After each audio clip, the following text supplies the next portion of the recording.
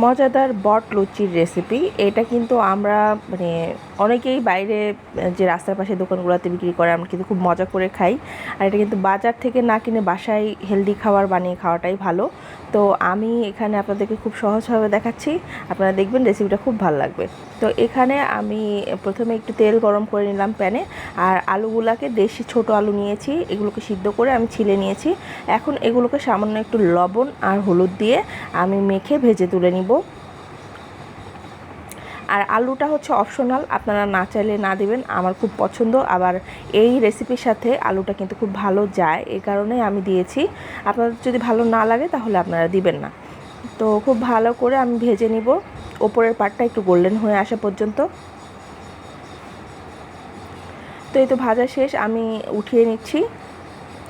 এখন এই তেলের মধ্যে গোটা গরম মশলা দিয়ে দিচ্ছি, কালো এলাচ একটা, সাদা এলাচ 5-7টার মতো, তারপরে দিলাম হচ্ছে তেজপাতা, দারুচিনি দিলাম 3 টুকরা, আর 7-8টা করে লং গোলমরিচ দিয়েছি।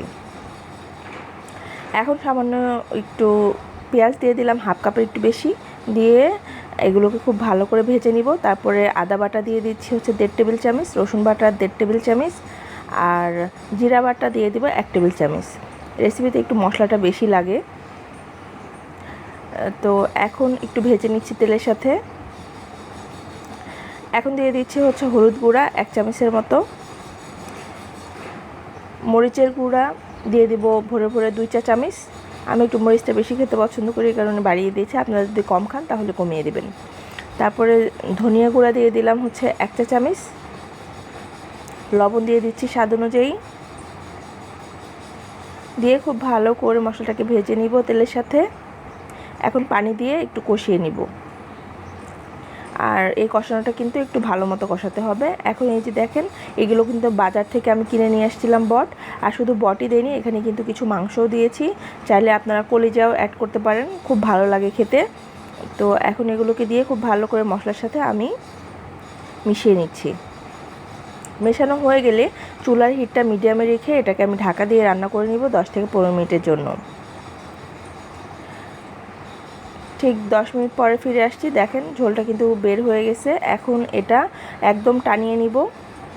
আরও 5 মিনিট পরে ফিরে আসলাম, চুলার হিটটা কিন্তু আমার মিডিয়ামেই ছিল। তো এই তো ঝোলটা একদম টেনে গেছে। এখন এখানে আমি পানি অ্যাড করে দিচ্ছি 2 কাপ, দিয়ে এটাকে আরও ভালো করে সেদ্ধ করে নিব। এখন ঢাকা দিয়ে মিডিয়াম হিটে আমি আরও 15 মিনিটের জন্য রান্না করে নিচ্ছি।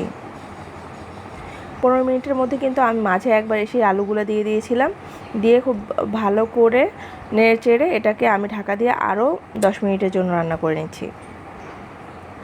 দেখেন 10 মিনিট পরের অবস্থা এটা। এখন আমি এখানে অ্যাড করে দিব হচ্ছে গরম মশলা।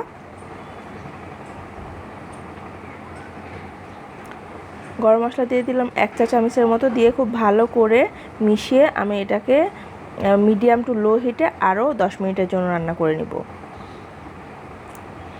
এই যে দেখেন, এখন কিন্তু ঝোলটাও টেনে গেছে, একটু ভাজা ভাজাও হয়ে যাচ্ছে।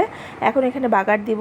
প্রথমে প্যানে তেল গরম করে নিয়েছি, দিলাম 3টা শুকনো মরিচ, দিয়ে দিলাম সামান্য একটু জিরা মানে হাফ চামচের মতো, আর দিয়ে দিচ্ছি হচ্ছে হাফ কাপের মতো পেঁয়াজ কুচি।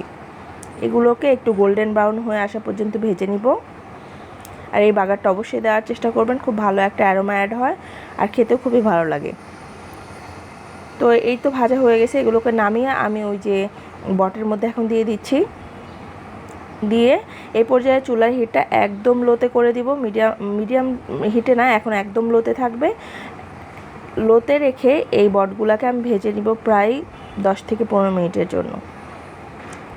চুলার হিটটা কিন্তু একদম লোতে রেখে ভাজতে হবে, না হলে কিন্তু এই সময় কিন্তু বটটা অনেক সময় ফুটে অ্যাক্সিডেন্ট হওয়ার চান্স থাকে। তো চেষ্টা করবেন চুলার হিটটা একদম লোতে রেখে এটাকে ভেজে নিতে। তো আমার ভাজা কিন্তু অলমোস্ট ডান। এখন এটার সাথে যেহেতু আমি লুচি দিয়ে পরিবেশন করব, তো সেটার একটা রেসিপি ছোট করে আমি অ্যাড করছি। এখানে আমি 2 কাপ আটা নিয়ে নিয়েছি রেগুলার ইউজের, দিয়ে দিলাম সামান্য লবণ, সামান্য একটু তেল দিয়ে দিচ্ছি, দিয়ে খুব ভালো করে এটাকে আগে মাখিয়ে নিব শুকনো উপকরণগুলোকে।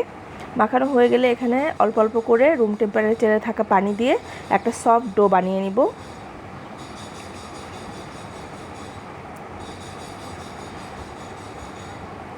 তো দেখেন আমার ডোটা কিন্তু করা শেষ।